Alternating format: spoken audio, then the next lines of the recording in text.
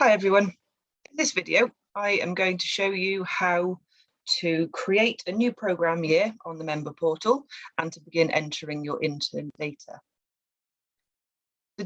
We generally suggest that you enter your intern data at the beginning of term, so around about now, to make sure that everybody's set up and registered. So to start, go onto the DFN Project Search website, which is, you can see in the corner here, is dfnprojectsearch.org. In the top right-hand corner, there is a user logon button. If you click on that, it will take you into the portal and allow you to access the member portal. If you have any issues with this, do get in touch with me and I can support you to log on. So this takes us to our first page. I'm going to go into my program. Because I'm an administrator, I can have access to everybody's sites. However, for you, it'll just it'll just take you to your program site. So I'm going to click on that. And I'm going to go into our fake DFN Project Search program at the top here, which I'm going to use in most of my demonstrations. So now I'm in. The first thing I want you to know is that the person that can enter intern data is the person that will be named here, Intern Data Entry Coordinator. So there'll be one or two people mentioned here. They are the only people that are able to access, enter and view intern data. So if I click on this interns tab at the top, we can get started. Right. Now we're in here, the first thing we need to do is add a program year. I'm going to add a new one. You can see I've already got one here. But for the purposes of this, I'm going to create a new one for you. So click on add program year and it brings up this menu. So I'm going to put in my start date. So for this program year, I'm going to say I started on the Monday, the 6th of September. And I know that we are going to be finishing in June 2022 on the 30th, Thursday the 30th. So I put the program end date in there. I'm also going to look at these options and click the ones that are applicable. So I will be, or we will be, or planning to attend the Project Search annual conference. I know that the tutor on this program uses the Project Search curriculum, and included in that uses the Health Matters materials.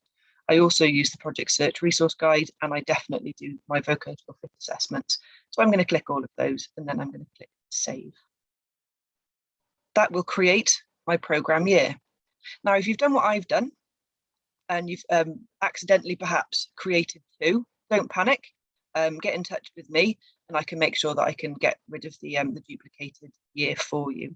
That's the same with intern data. If you've duplicated entry for one of your interns, just let me know and I can come in and amend that for you. Now, if I open up that program year, it has the program year information just underneath in the expand bit. We've got a program year start date and our program year end date that I've just entered, tools that we use. And here it gives me my program outcome reporting deadline, which is based on the time when my program starts. The deadline for my program, so when I'm going to need to have all of my employment data input into the member portal, is the 31st of March 2023. So do bear in mind that this is a US system, so the dates are back to front, which can be a bit confusing. So I'm going to enter my intern data now. You do that by clicking Manage Interns, and that brings us to this page. If I need to navigate back, top here, you can click back to program years and it'll take you back to that first page. So to enter my interns, I'm going to be entering some made up interns just as a demonstration. But I start off by clicking Add Interns. So it first asks me to put in the first name and last name of the intern. We suggest that you don't use names for GDPR reasons. I don't need to know the name of the intern. So what I prefer, or we would all prefer, is that you put in a code in here. So what you might do is put in their student ID number or another code that you have. For here, I'm going to put in PS 001. So it's Project Search Intern 001.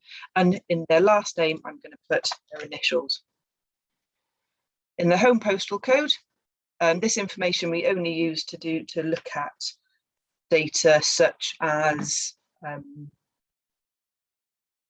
kind of deprivation or poverty indexes.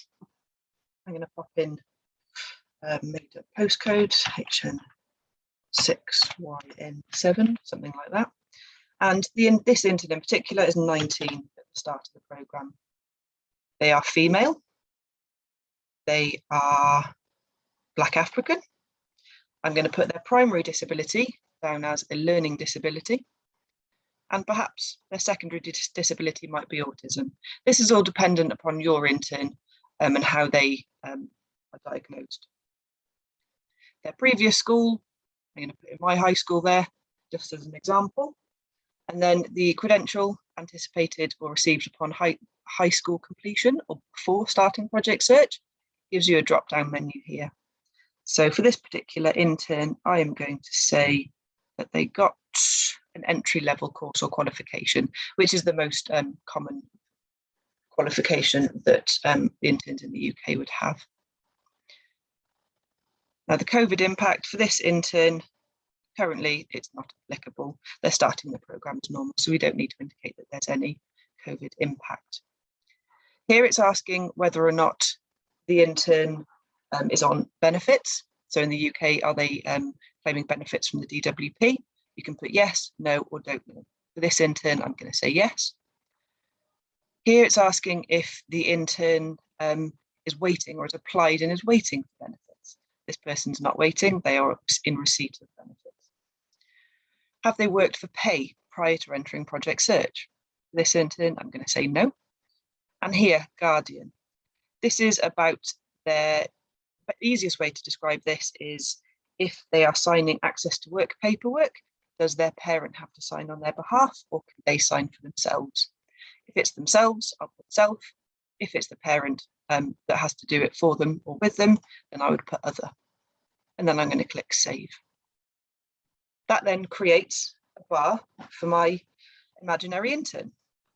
Now, if I click on that and expand it, all that information is now saved there. I can go back and edit it if I need to. This remove button, unfortunately, is just for me. So you guys can't remove your interns. And that's why I said if you do accidentally enter somebody, let me know and I can remove them for you. And here then you've got the opportunity to enter their internship records once you know where they're going, and also towards the later part of the programme, their employment status, which I will describe the details of how you do that in one of our next videos. I hope that helps. And if you get stuck, please reach out.